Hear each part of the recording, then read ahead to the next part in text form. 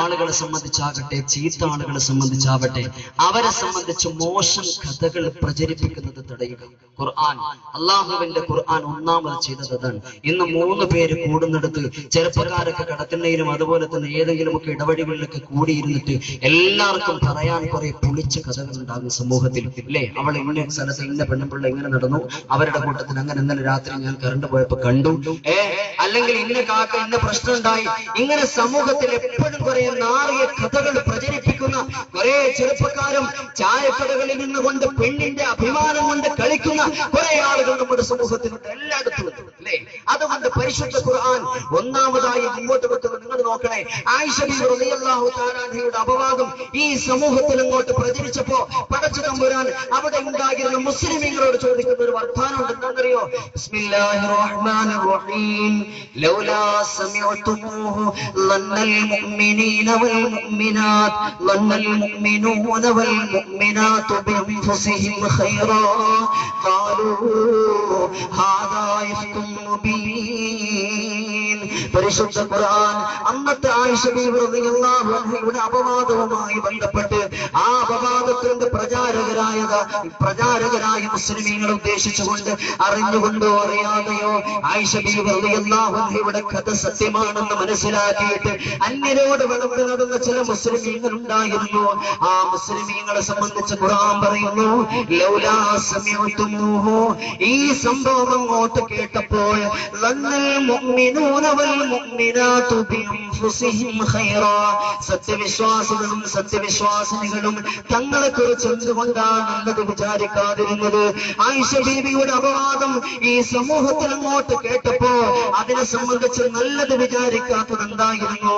അതുകൊണ്ട് എന്റെ സഹോദര, ഇന്ന് ഏത് അപവാദങ്ങൾ നമ്മുടെ സമൂഹത്തിൽ പ്രചരിച്ചാലും, ഏത് അപവാദങ്ങൾ അതേത് വ്യക്തിയെ സംബന്ധിച്ചാണെങ്കിലും ശരി തന്നെ, അത് പണ്ഡിതന്മാരെ കുറിച്ചാകട്ടെ, ഏതെങ്കിലും സഹോദരിമാരെ കുറിച്ചാകട്ടെ, ഏതെങ്കിലും പള്ളിക്കമ്മറ്റിക്കാരെ കുറിച്ചാകട്ടെ, മുസ്ലിമീങ്ങളിലെ ഏതെങ്കിലും രാഷ്ട്രീയക്കാരെ കുറിച്ചാകട്ടെ, ഏതെങ്കിലും ഒരു വ്യക്തിയെ സംബന്ധിച്ച് അപവാദം പറഞ്ഞു കഴിഞ്ഞാൽ, അല്ലെങ്കിൽ അപവാദം പ്രചരിച്ചു കഴിഞ്ഞാൽ അത് പ്രചരിപ്പിക്കാൻ പാടില്ല, അതിന്റെ പ്രചാരകരാകരുതെന്ന് പരിശുദ്ധ ഖുർആൻ.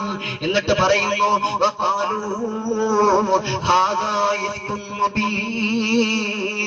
ഇതെന്തൊരു മാരകമായ സംഗതിയാണ്.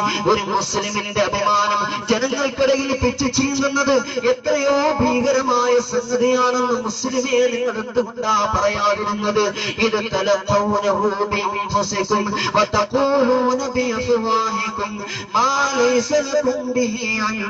അല്ലാഹുവിന്റെ ഖുർആൻ പറയുന്നു, ഇത്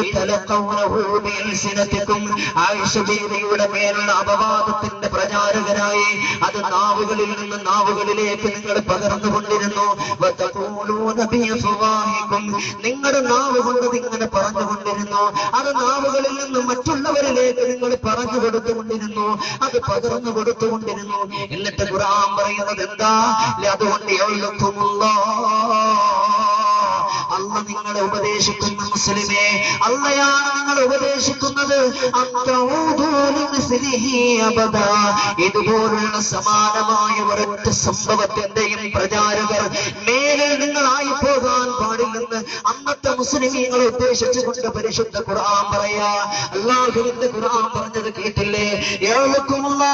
പിടച്ചു തമ്പുരാനാണ് മുസ്ലിമീങ്ങളെ നിങ്ങൾ ഉപദേശിക്കുന്നത്, സർവേശ്വരനായ തമ്പുരാനാ ഉപദേശിക്കുന്നത്, അള്ളയാണ് ഉപദേശിക്കുന്നത്. ആ ഉപദേശത്തെ വിലവെക്കാതിരിക്കാൻ, അതിനെ ഖണ്ഡിക്കാൻ, അതിനെ പരിഹസിക്കാൻ, അതിനെ അപഹരിക്കാൻ നിങ്ങൾക്ക് ശക്തിയുണ്ടോ? അല്ല ഉപദേശിക്കുന്ന മുസ്ലിമീങ്ങളെ, ലോകാന്തം വരെ വരുന്ന ലോകത്തിന്റെ അവസാനം നടക്കുമ്പോ, ഈ ലോകത്തിന്റെ അവസാനത്തിന്റെ സന്ദർഭത്തിൽ ഏത് മുസ്ലിമാണോ ഇവിടെ ജീവിച്ചിരിക്കുന്നത്, ആ മുസ്ലിം വരെയുള്ള മുഴുവൻ മുസ്ലിമീങ്ങളും എക്കാലത്തും ഓർത്തിരിക്കേണ്ടതാണ്, അള്ളയാണ് ഉപദേശിക്കുന്നത്. കാസർഗോഡുകാരെ, അള്ളയാണ് പടച്ച തമ്പുരാനാണ് ഉപദേശിക്കുന്നത്. ഏതെങ്കിലും ഒരു സമൂഹത്തിൽ ഏതെങ്കിലും ഒരു പെണ്ണിനെ സംബന്ധിച്ച് ഏതെങ്കിലും ഒരു ആണിനെ സംബന്ധിച്ച് അപവാദം പ്രചരിച്ചു കഴിഞ്ഞാൽ വാടച്ചു പിടിച്ചിട്ട് ഹാദാ ഇഫ്കുൻ മുബീൻ, ഇത് വലിയ പാതകമാണ്, ഇത് വലിയ പാപമാണ് തമ്പുരാനെ, ഇതിന്റെ പ്രചാരകരാകാൻ പാടില്ല. അതുകൊണ്ട് ഒരിക്കലും ഇതിന്റെ പ്രചാരകരാകല്ല മുസ്ലിമേ. വലൗലാ ഇദ് സമിഅ്തുമൂഹു ലന്നൽ വലൗലാ ഇദ് സമിഅ്തുമൂഹു ഖുൽതും മാ യകൂനു ലനാ അൻ നതകല്ലമ ബിഹാദാ സുബ്ഹാനക. എന്നിട്ട് പിന്നെയും ഖുർആൻ പറയുകയാണ് വലൗലാ ഇദ് സമിഅ്തുമൂഹു, മുസ്ലിമീങ്ങളെ ഈ സംഭവം അങ്ങോട്ട് കേട്ടപ്പോ ഖുൽതും മാ യകൂനു ലനാ, നിങ്ങൾ പറയാത്തത് എന്താണ്? ഖുൽതും, നിങ്ങൾ എന്തുകൊണ്ട് പറഞ്ഞില്ല? മാ യകൂനു ലനാ അൻ നതകല്ലമ ബിഹാദാ, ഇതുപോലുള്ള സംഭവങ്ങൾ ഞങ്ങൾ പറയാൻ പാടില്ല.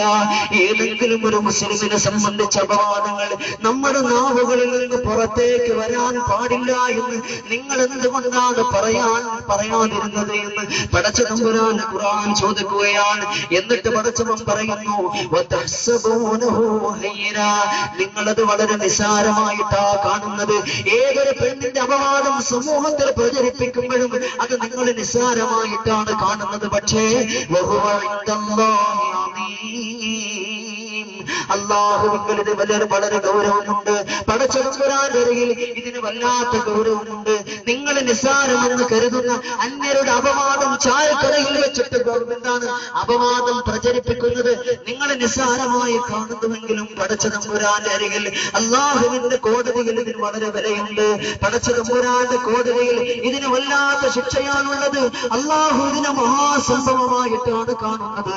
അതുകൊണ്ട് ഒരിക്കലും ഇതിന്റെ പ്രചാരകരാകരുത് എന്ന് അല്ലാഹു സുബ്ഹാനഹു വ തആല മുസ്ലിമീങ്ങളെ ഓർമ്മിപ്പിക്കുകയാണ്. ഇത് ഓരോരുത്തരും എക്കാലത്തെയും മുസ്ലിമീങ്ങൾ മനസ്സിലാക്കേണ്ട ഒരു സംഗതിയാണല്ലേ.